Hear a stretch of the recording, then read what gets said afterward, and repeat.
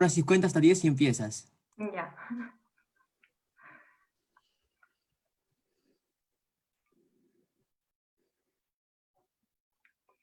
Buenos días, les saluda Karen León, coordinadora del área de Derecho Administrativo de ACODE en el Derecho en Serio. El día de hoy nos acompaña el profesor Jorge Gutiérrez Tudela.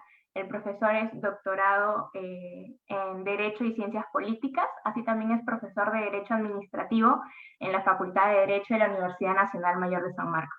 Profesor, buenos días, ¿qué tal? Muy buenos días. Muchas Profesor, gracias por la invitación. muchas gracias por haber aceptado nuestra invitación para el día de hoy, comentarnos un poco acerca del tema de la ONP y el conflicto que existe entre el Poder Ejecutivo y el Poder Legislativo. Bien, en primer lugar, darle mi agradecimiento a ustedes, al grupo al que ha organizado esta entrevista. Yo sé que son alumnos de San Marcos, y del cual me siento muy satisfecho y muy contento, y además una gran satisfacción personal, ¿no? Que los alumnos de la universidad se preocupen también por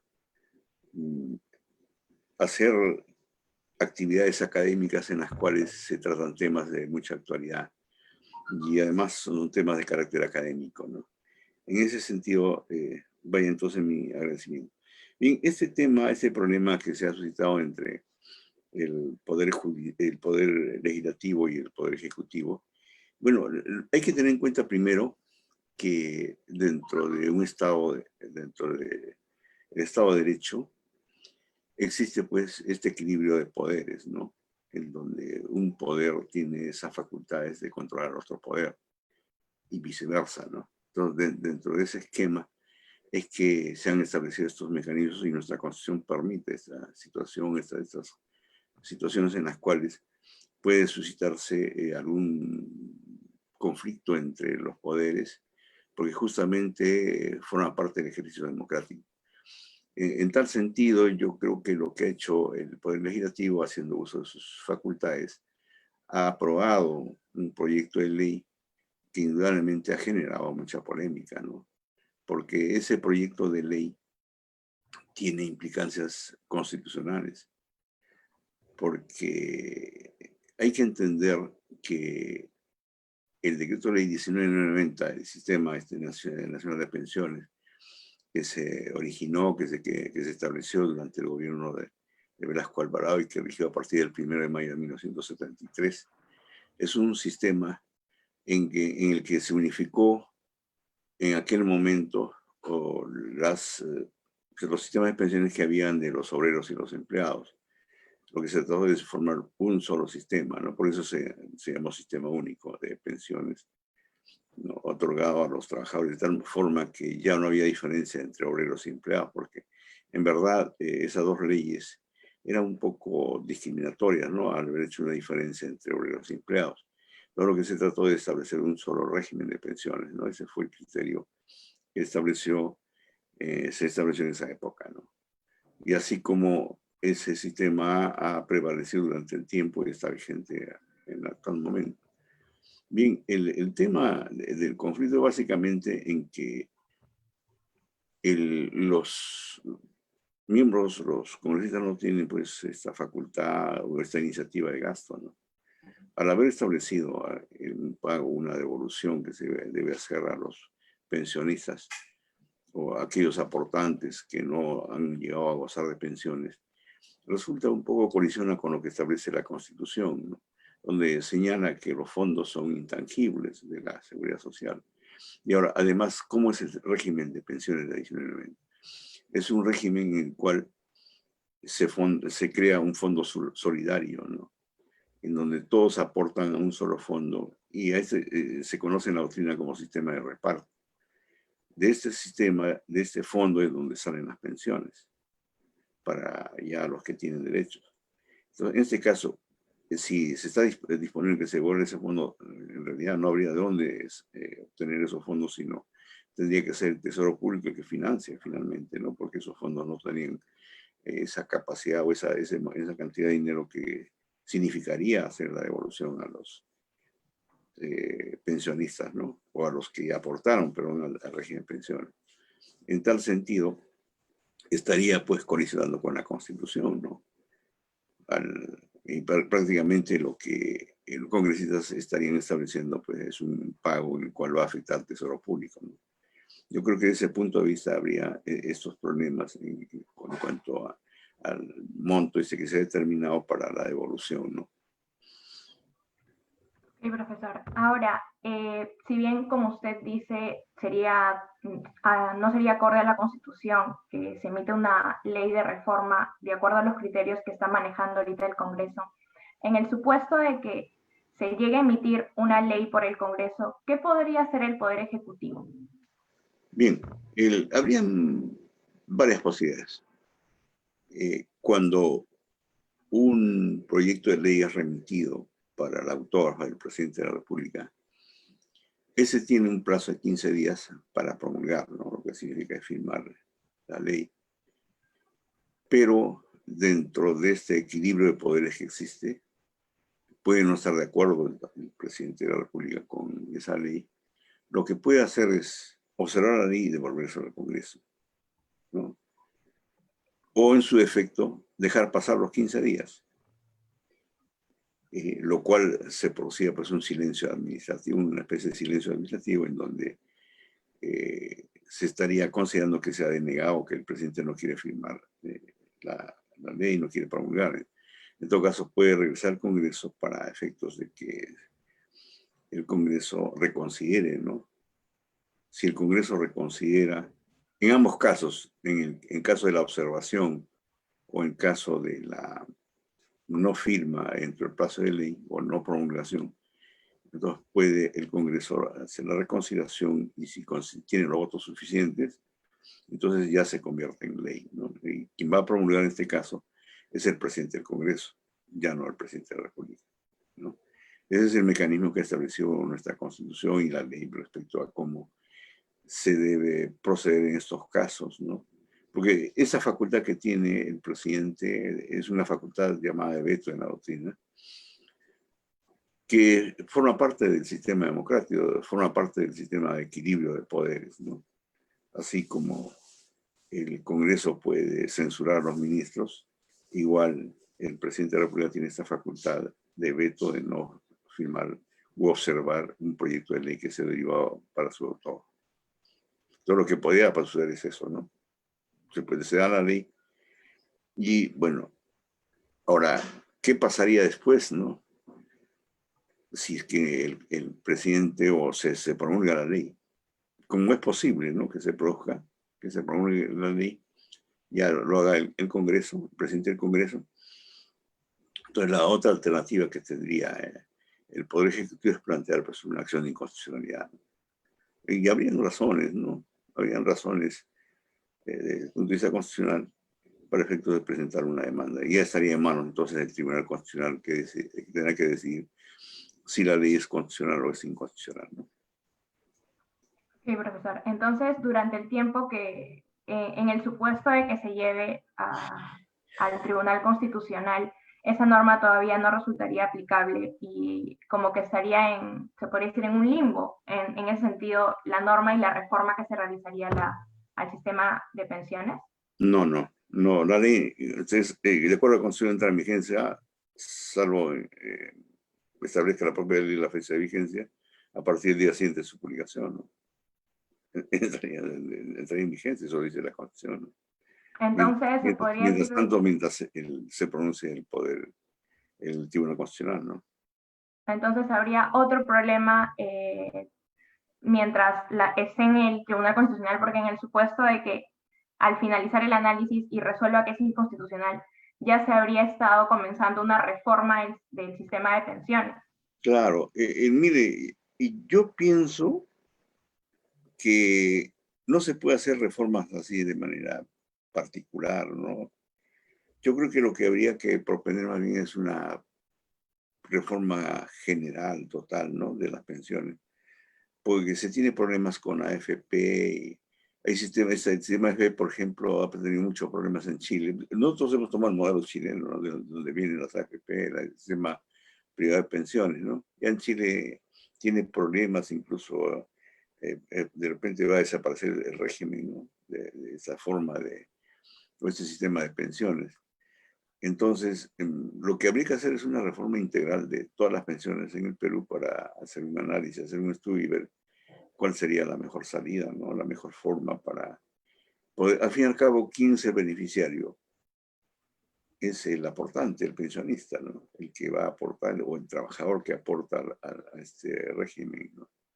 Quienes aportan al régimen son los beneficiarios. En este caso de esta ley, o este proyecto, si se efectúa, va a tener pues, efectos bastante negativos. ¿Qué pasa con esas personas a quienes se les devuelve el dinero? No van a tener derecho a pensión, no van a tener una pensión. ¿Qué va a hacer de ellos en el futuro? Van a pensar igual que se hizo con la pensión 65. Habrá que darle pues una subvención cuando lleguen a una edad en la que... Recuerden que la jubilación es un mecanismo, una forma como se compensa el trabajo de aquellas personas que han laborado durante una jornada laboral establecida por la ley, y llega el momento en que empieza a decaer sus fuerzas físicas y mentales. Creo que es el momento en que requiere pues ya un sostén, un medio por el cual pudiese subsistir, ¿no? Ahora, ¿qué pasaría con esa persona? No habrían generado ya la pensión. Entonces vamos a ver un serio problema con esas personas, ¿no? Y ahora, el tema también de haberse establecido la devolución del 95.5% de los aportes en el régimen del sistema privado de pensiones, también hay serios problemas, ¿no? Porque, bueno, si el pensionista o el que pide la devolución de sus aportes estuviera en capacidad de emprender un negocio, una actividad como una empresa, ¿no? Sería magnífico, pero no todos están, pues, capacitados. ¿Para qué van a utilizar esos fondos? Para gastos corrientes, ¿no? Y realmente van a tener que estar en sentido desprotegidos, no van a tener medio de subsistencia, ¿no? Que generalmente eso es lo que hacen las personas. Bueno, de repente habrán personas que tienen una capacidad y podrán ellos reorientar sus fondos o invertir, ¿no? Para que les produzca y puedan tener una renta, ¿no? Pero no todos tienen pues la misma capacidad, la misma habilidad, ¿no? De acá en unos años va a haber un problema también en ese sentido. O sea, vamos a volver a lo mismo, ¿no? ¿Qué ha sucedido en estos últimos años donde muchas personas no han aportado, no han generado un régimen de pensiones, no tenían nada para subsistir, llegar a la edad de la jubilación, la etapa en que el hombre empieza a disminuir su capacidad física y mental, entonces ya requiere de un apoyo. Ese es el fin, es la forma como se ha creado lo que significa la jubilación, ¿no? De una forma de compensación pues para las personas, para el ser humano que después de tantos años de trabajo tengan una posibilidad ya de obtener una pensión, un medio económico de subsistencia, ¿no? Claro, en atención a lo que nos dice, se puede apreciar de que en realidad el Congreso no está tomando estos puntos en cuenta, ni realmente la finalidad del sistema de pensiones. Por otra parte, desde hace un tiempo, el presidente de la República ha señalado que debería realizarse una reforma en el sistema de pensiones, y el Congreso ahora intenta, se podría decir, realizar una reforma. Pero a su criterio, ¿cuál considera que sería el primer paso que se debería tomar para realizar efectivamente una reforma? Mire, yo estoy analizando el tema desde otro punto de vista y un poco coincido con la propuesta que me parece que está haciendo el Poder Ejecutivo, ¿no? De generar una pensión para los que han aportado en menos de 20 años, ¿no? Porque en el régimen de la 1990, ¿cómo se genera la pensión? Exige dos requisitos. Un mínimo de aportes, 20 años, más de 20 años, y edad de la jubilación, 65 años. Si un asegurado no cumple con uno de los requisitos, no genera la pensión. Y muchos no han alcanzado a ese monto, han dejado de aportar, esa es la situación. Pero también, miren, el problema de la situación actual de emergencia, seguramente, y eso es lo que me parece que ha generado, ¿no? Tomar estas medidas excepcionales de poder paliar, darle algún medio, una posibilidad de que tengan de sostén de esas personas, porque miren, en esta etapa que estamos viendo de pandemia y problema de esta enfermedad de COVID-19, ha generado pues un gran desempleo, ¿no? Hay gran cantidad de personas que han quedado desempleadas y sobre todo muchos que dependían del día a día, o sea, aquellas personas, aquellos trabajadores independientes, ¿no? Entonces, esa generó una gran desocupación, un despido de muchos trabajadores y están viendo cómo sustentar cada uno, ¿no? Entonces, han visto que ese sería una forma, un mecanismo, pero creo que no resulta el más adecuado. ¿Saben lo que estoy pensando? Que igualmente creo que coincido con lo que dice, lo que están planteando el Poder Ejecutivo, que se puede generar una pensión para aquellos que tienen menos de 19 años o menos de 20 años de aportes, ¿no? Eso de repente sería lo más viable, crear un régimen y establecer montos de acuerdo a los aportes. De esta forma podría pues generarse algún aporte, un apoyo a estas personas, ¿no? Que han generado, porque miren, esa ley, ese decreto de 1990 es de 1993, ¿no? Han pasado ya muchos años. Y bueno, de repente no ha sido la más eficaz. En ese momento se pensaba con criterios un poco más democráticos, ¿no? Y que alcanzaran pues a que los trabajadores tuvieran una pensión digna.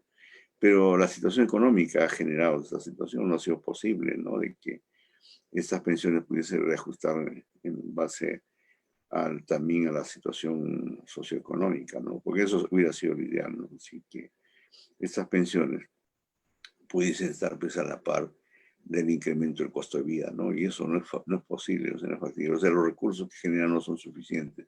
Ahora, además, prácticamente se dejó sin fondos, o se disminuyó los fondos que tenía cuando se creó el sistema privado de pensiones, pues, porque en esa época se estimuló para que todos pasaran a la 1990, ¿no? Se salían a 19 y pasaran consecuentemente ya dejaron de aportar a ese fondo, ¿no? Del sistema nacional de pensiones y por lo tanto disminuyó de manera muy significativa el monto de las aportaciones. Porque como vuelvo a señalar, este es un monto solidario, ¿no? O sea, todos aportan, van a un fondo y de ahí sale. Y no se sabe cuánto realmente aportó como la 1990, ¿no? Que ahí sí se sabe, hay una cuenta individual y sabe cuánto aportó cada uno, ¿no? Y de ahí sale su pensión, pero aquí no, aquí hay un monto general, hay un fondo solidario, ¿no? Donde a partir de ahí sale y en el régimen funciona las pensiones mínimas y las pensiones máximas. Por eso no son pues, muy significativas, ¿no? Actualmente hay una pensión mínima de 500 soles y la pensión máxima de 893.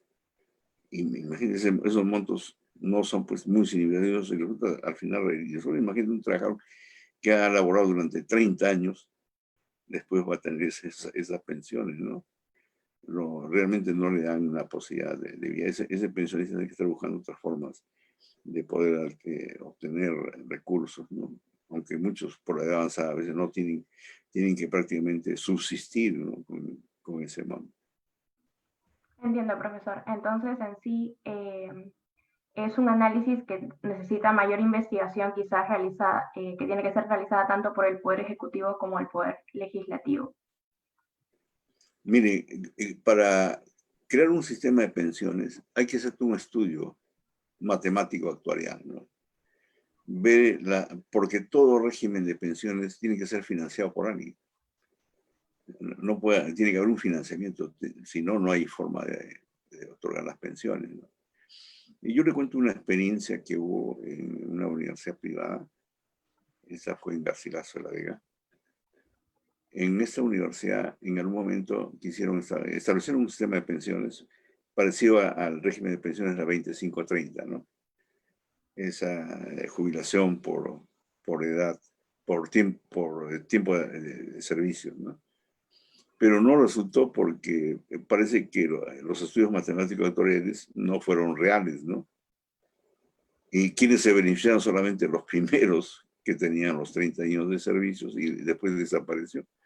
Y hasta ahora se le está debiendo a los profesores, le están pidiendo la devolución de esos fondos, le contaron durante varios años, no, pero no generó ningún tipo de pensión, ¿no? Es que no puede, tiene que hacerse un estudio serio, incluso hay gente especialista, ¿no?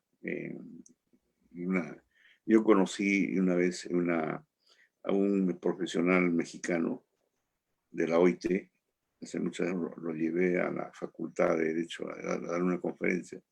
Era su carrera, era un matemático actuarial, una carrera distinta que en Perú no hay, ¿no?